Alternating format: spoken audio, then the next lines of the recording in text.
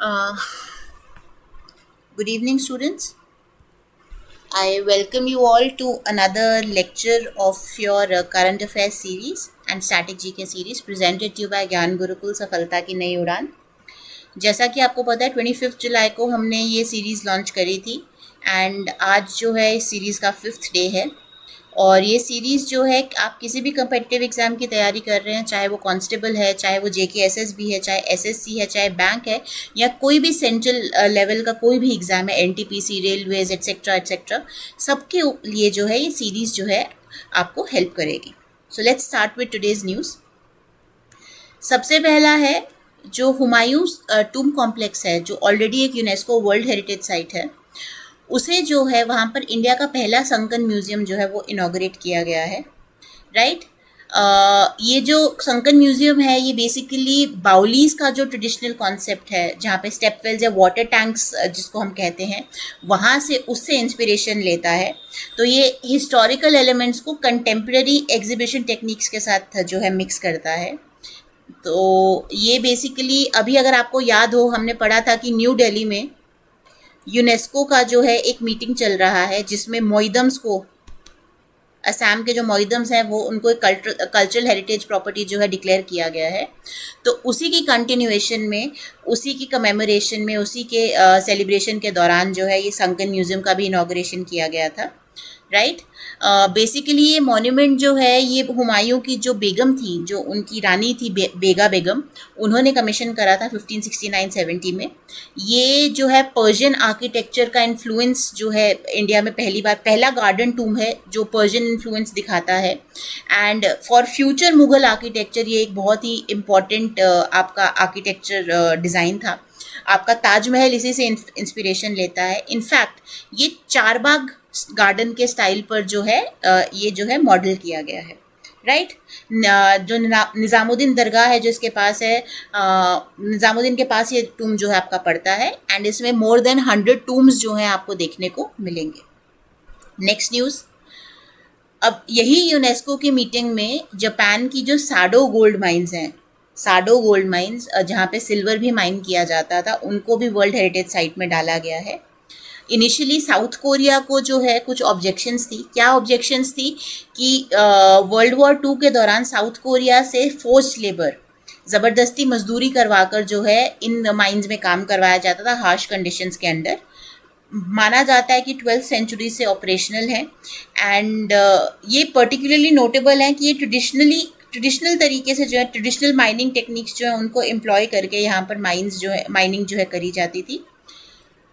Production कम होने की वजह से, गोल्ड और सिल्वर रिजर्व्स कम होने की वजह से इनका क्लोजर हो गया था 1989 में।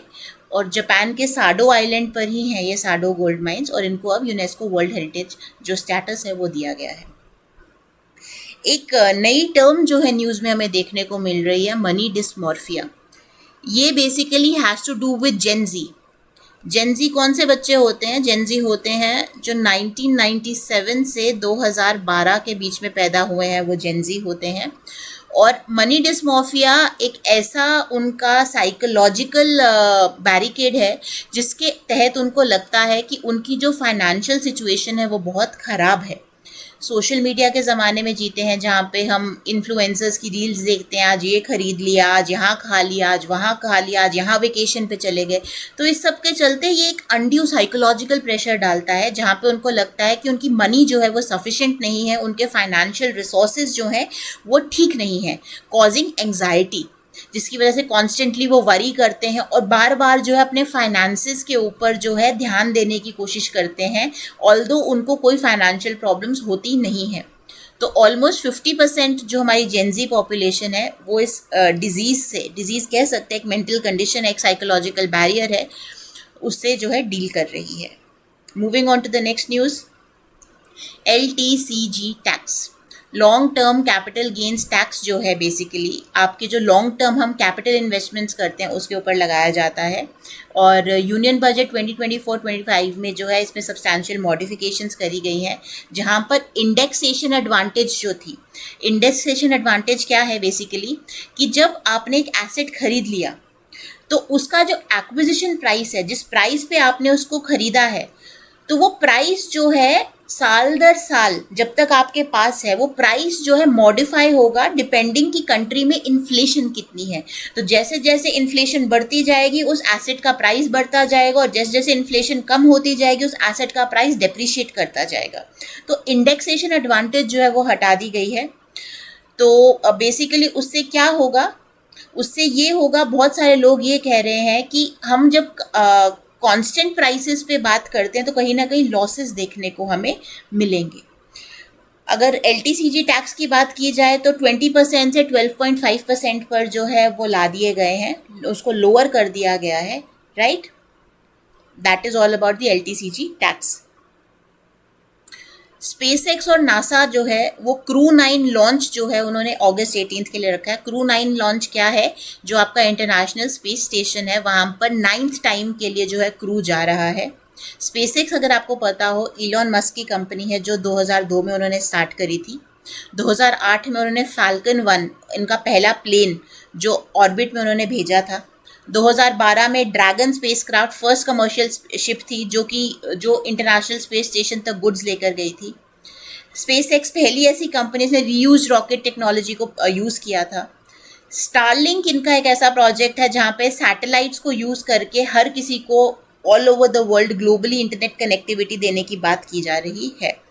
तो बेसिकली नासा और स्पेसएक्स अब एक क्रू 9 लॉन्च के लिए रेडी हो रहे हैं, जहां पर Zena Cardman, Nick Hague, Stephanie Wilson, Alexander Gorbunov, एक रशियन कॉस्मोनॉट जो हैं जो इस जर्नी पर जाएंगे और उनको जो है आईएसएस पर छोड़ा जाएगा। Moving on to the next news. Doctor Jitendra Singh जो है उनको prestigious lifetime achievement award जो है वो दिया गया है। वो एक सेरेमनी में थे जहां पर इंटरनेशनल मीट जो है लीडिंग मेडिकल सेलिब्रिटीज़ की, प्रोफेशनल्स की और मेडिकोस की, पूरी कंट्री में से और अब्रॉड से जो लोग आए थे वहाँ पर। तो उनकी जो कंट्रीब्यूशन है basically mostly it is in the field of diabetes, sugar के फील्ड में, शुगर हम कहते हैं लेमन लैंग्वेज में, डायबिटीज़ में जो है उन्होंने बहुत ज़्यादा काम करा है, उनकी काफ़ी सारी किताबें हैं, रिसर्च है, तो इस वजह से उनको लाइफ टाइम अचीवमेंट अवार्ड दिया गया है। मिनिस्ट्री ऑफ अर्थ साइंसेज ने अपना 18th फाउंडेशन डे जो है वो सेलिब्रेट किया पृथ्वी भवन में, जहाँ पे उनके हेडक्वार्टर्स हैं, जुलाई 27 को। और 2 डेकेड्स हो गए हैं इस मिनिस्ट्री को बहुत बढ़िया तरीके से काम करते हुए, चाहे वो आपका टेरेस्ट्रियल स्टडीज़ में हो, चाहे वो एक्वेटिक स्टडीज़ में हो, चाहे वो एटमॉस्फेरिक स्टडीज़ में हो या फिर बायोस्फेरिक स्टडीज़ में हो। तो 2006 में जो है बेसिकली ये फाउंड की गई थी, और इस लॉन्च के दौरान उन्होंने काफ़ी सारी पब्लिकेशंस जो हैं अपनी लॉन्च करी। एक standard operation procedure on cyclone warning in India and competency framework for monitoring and forecasting high impact weather events launch किया गया आईएमडी के द्वारा। जो नेशनल सेंटर है for polar and ocean research जो गोवा में रिलीज्ड है, उन्होंने एक कंसोलिडेटेड रिपोर्ट अपनी जो है पब्लिश करी 14th इंडियन आर्कटिक एक्सपीडिशन के ऊपर, जिसमें इंडिया की मेडन विंटर आर्कटिक एक्सपीडिशन जो है उसके बारे में भी लिखा गया है। जो आपका CMLRE है कोची में, उन्होंने taxonomy and systematics of anomuran crabs के ऊपर जो है from the Indian exclusive economic zone उसके ऊपर पब्लिकेशन रिलीज करा, ठीक है। और जो MOES है उसका जो न्यूज़ लेटर है उसका फर्स्ट इशू जो है, this newsletter is going to be a quarterly publication, जहाँ पे न्यूज़, इवेंट्स और अपडेट्स MOES के आएंगे, तो वो भी रिलीज किया गया, ठीक है। तो दीज आर सम पब्लिकेशंस जो इस 18th फाउंडेशन डे पर MOES द्वारा रिलीज की गई। एस जयशंकर जो हैं फिलहाल लाओस में हैं, और वहाँ पर उन्होंने एक कमेमोरेटिव स्टैम्प जो है, राम लल्ला का जो स्टैचू था अयोध्या में, उसको कमेमोरेट करने के लिए एक स्टैम्प जो है वो लॉन्च करी, अनवेल करी, राइट। तो राम लल्ला का आइडल अयोध्या से उसकी कमेमोरेटिव स्टैम्प लॉन्च हुई है लाओस में। एंड जयशंकर लाओस में क्यों है? जो आपका आशियान है, आशियान यूनियन है, आप मुझे बताएंगे कमेंट्स में आशियान की मेंबर कंट्रीज़ कौन कौन सी हैं। तो जो आपका आशियान यूनियन है उसकी जो फॉरेन मिनिस्टर्स मीटिंग है उसके लिए वहाँ पर है, राइट। एंड इंडिया की एक्ट ईस्ट पॉलिसी के लिए आशियान बहुत इम्पॉर्टेंट है। तो जयशंकर ने बेसिकली उन्होंने 10 MOU साइन करे हैं लाओस के साथ under the मीकोंग Ganga cooperation and for successful sharing of digital solutions, ठीक है। 30 जुलाई को world day against trafficking in persons भी मनाया जाता है। ये ह्यूमन ट्रैफिकिंग को फाइट करने के लिए एक डे डेडिकेट किया गया है, और इस साल की जो थीम है वो है leave no child behind in the fight against human trafficking. तो जो अर्जेंट नीड है सोसाइटी की कि हम वल्नरेबल ग्रुप स्पेशली जो चिल्ड्रन है उनको प्रोटेक्ट करें, इस साल का जो world day against trafficking in persons है वो चिल्ड्रन को डेडिकेट किया गया है, राइट। अब सिमिलरली 30 जुलाई को इंटरनेशनल डे ऑफ फ्रेंडशिप भी मनाया जाता है। तो ये बेसिकली ग्लोबल पीस, अंडरस्टैंडिंग और हार्मनी को फॉस्टर करने के लिए मनाया जाता है। यूनाइटेड नेशंस जनरल असेंबली ने 2011 में 30 जुलाई को ऑफिशियली प्रोक्लेम करा था as international day of friendship. And ये इनिशिएटिव जो है ये यूनेस्को के एक प्रपोजल के ऊपर बेस्ड है, जहाँ पे culture of peace as a set of values, attitude and behaviours को उन्होंने प्रमोट करने की बात करी थी, ठीक है। 2025 में इंडिया जो है मेंस एशिया कप जो है वो होल्ड करेगा T20 फॉर्मेट में। तो एशियन क्रिकेट काउंसिल जो है उन्होंने यही अनाउंस करा है कि अगला एडिशन जो है वो इंडिया में होगा एंड T20 फॉर्मेट में खेला जाएगा, और ये एक प्रीकर्सर होगा T20 वर्ल्ड कप के लिए, जो कि इंडिया में ही होना है 2026 में। तो 2026 का जो T20 वर्ल्ड कप है वो भी इंडिया में होना है। जो मोस्ट रीसेंट एशिया कप था जो 2023 में होल्ड किया गया था वो पाकिस्तान क्रिकेट बोर्ड द्वारा होल्ड किया गया था और हाइब्रिड मॉडल में खेला गया था। क्यों? क्योंकि इंडिया और पाकिस्तान के रिलेशंस अच्छे नहीं हैं, तो इंडिया जो है refuse to travel to Pakistan, तो इंडिया के जितने मैचेस थे वो श्रीलंका में खेले गए थे। एंड इस अरेंजमेंट की वजह से क्या हुआ कि बिना पॉलिटिकल कंस्ट्रेंट्स से जो है इम्पैक्ट हुए, प्रॉपरली जो है टूर्नामेंट कंडक्ट करवाया गया। तो इंडिया जो है 2025 का मेंस एशिया कप होल्ड करेगा T20 फॉर्मेट में, और 2026 का जो है T20 वर्ल्ड कप भी होल्ड करेगा, ठीक है। Next, 1 DAE 1 subscription, ODOS। तो बेसिकली टाटा मेमोरियल हॉस्पिटल पे इसकी इनॉग्रल सेरेमनी जो है वो होल्ड की गई। ये एक यूनिक आइडिया है जहाँ पे डिपार्टमेंट ऑफ एटॉमिक एनर्जी और जितने भी उसके यूनिट्स और सब यूनिट्स हैं वो एक अम्ब्रेला के अंडर आएंगे, और जितने उनकी नेशनल और इंटरनेशनल रिसर्च पेपर्स हैं as well as scientific journals हैं उसके लिए एक्सेस दिया जाएगा कि भाई जो आपका डिपार्टमेंट के जितने भी जर्नल्स हैं उसके लिए आपको सिर्फ एक सब्सक्रिप्शन खरीदना है। हर जर्नल खरीदने के लिए, हर मैगजीन खरीदने के लिए आपको अलग अलग सब्सक्रिप्शन जो है नहीं देना पड़ेगा। और इसी को ध्यान में रखते हुए DAE जो आपका डिपार्टमेंट ऑफ एटॉमिक एनर्जी है उन्होंने वाइली के साथ और स्प्रिंगर के साथ जो है अग्रीमेंट्स साइन करे हैं, ठीक है। BIS एंड आपका जो गोविंद बल्लभ पंत यूनिवर्सिटी एग्रीकल्चर की, उन्होंने एग्रीकल्चर स्टैंडर्डाइजेशन के ऊपर कोलैबोरेट करा है।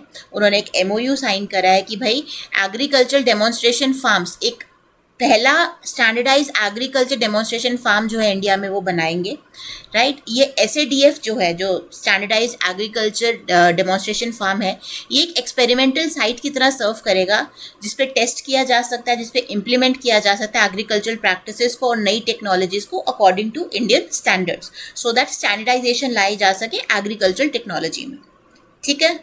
That is all about this news. Moving on to the next news. Manika Batra, first Indian tennis player to reach last 16 in Olympics. Manika Batra, अगर आपको पता हो, इनको मेजर ध्यानचंद खेल रत्न भी मिला था 2020 में। ये एक फेमस जो है फीमेल टेबल टेनिस प्लेयर है इंडिया की, और वर्ल्ड में 24 इनका रैंक है मई 2024, एज ऑफ मई 2024। इन्होंने पिछली बार जो है टोक्यो ओलंपिक्स में ये राउंड 32 में पहुंची थी, अभी ये लास्ट 16 में पहुंची हैं। तो ये प्री क्वार्टर फाइनल्स में first Indian table tennis player हैं जो प्री क्वार्टर फाइनल्स में पहुंची हैं at an Olympic singles event, defeating France Pritika Pavade, ठीक है। Manika Batra, table tennis. कभी कभी पूछा जाता है मनिका बत्रा कौन से स्पोर्ट के साथ एसोसिएटेड है, टेबल टेनिस के साथ, ठीक है।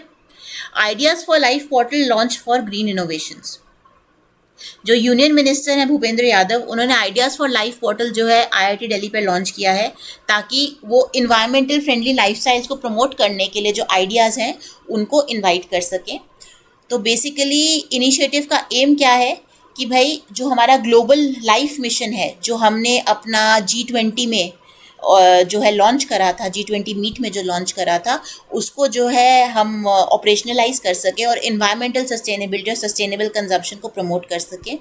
तो भूपेंद्र यादव ने स्टूडेंट्स को, रिसर्च स्कॉलर्स को, फैकल्टीज़ को जो है बोला है कि आप जो है कुछ ऐसी इनोवेटिव आइडियाज़ लेकर आइए जहाँ पर हम सस्टेनेबल डेवलपमेंट और सस्टेनेबल कंजम्पशन को प्रमोट कर सकते हैं। तो भूपेंद्र यादव ने लॉन्च किया है in lieu of the global mission life, जो कि इंडिया ने लॉन्च करा था G20 में। Okay, next news. DOT and MEA host defence sector ICT conclave. तो जो telecom equipment and services export promotion council है, उन्होंने डिपार्टमेंट ऑफ टेलीकम्युनिकेशंस के साथ और मिनिस्ट्री ऑफ एक्सटर्नल अफेयर्स के साथ जो है मिलकर एक डिफेंस सेक्टर ICT कॉन्क्लेव जो है न्यू दिल्ली में ऑर्गेनाइज करवाया। इस कॉन्क्लेव में इंडिया के जो ICT एक्सपोर्ट्स हैं, इंफॉर्मेशन कम्युनिकेशन टेक्नोलॉजी के जो एक्सपोर्ट्स हैं, 100 कंट्रीज में जो जाते हैं, valued at over 18.2 billion US dollars, तो उनको जो है प्रमोट किया, उनको हाईलाइट किया।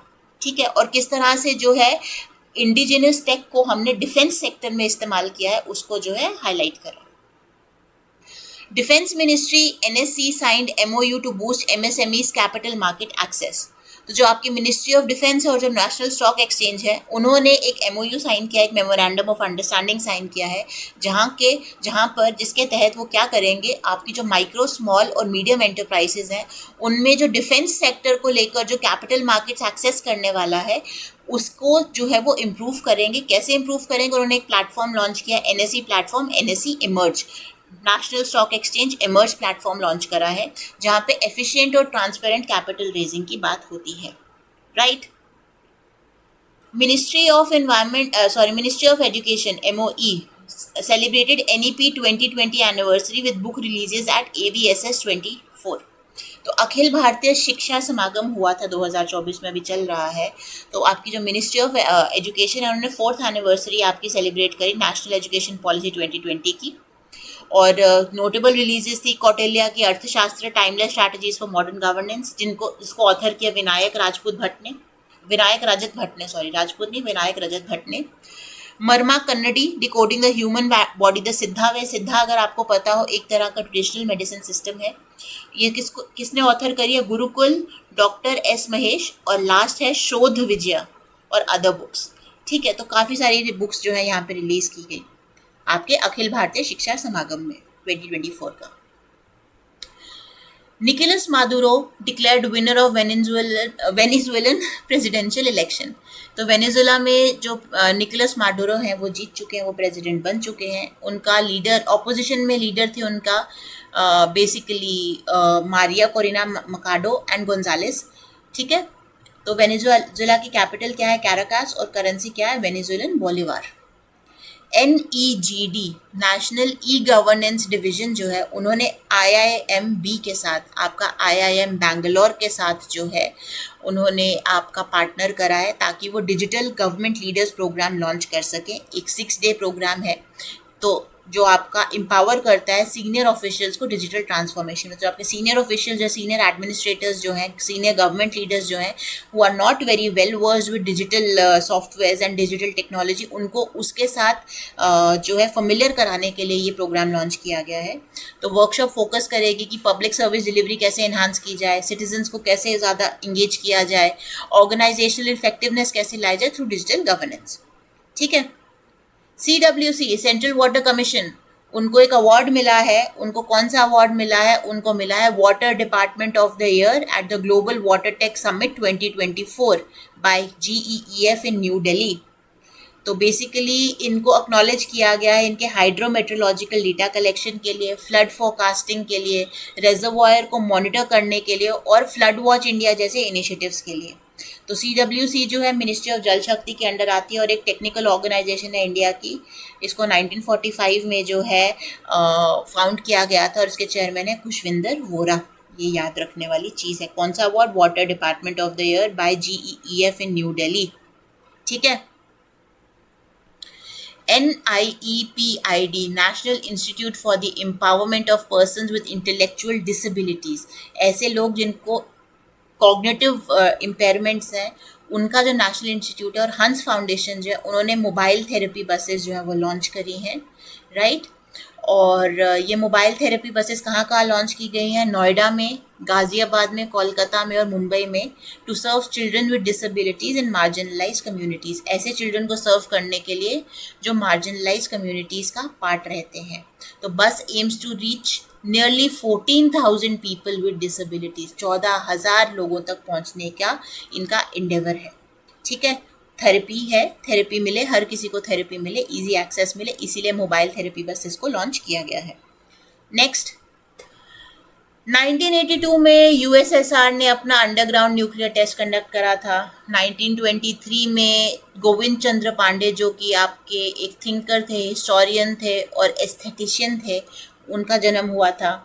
1909 में आज के दिन राइट ब्रदर्स ने अपना पहला प्लेन बनाया था आर्मी के लिए। और 1886 में मुट्टू लक्ष्मी रेड्डी जी, जो इंडिया की पहली तो नहीं बट इंडिया की एक फेमस फीमेल डॉक्टर थी, सोशल वर्कर थी, और उनको पद्म भूषण भी मिल चुका है, उनका जन्म हुआ था।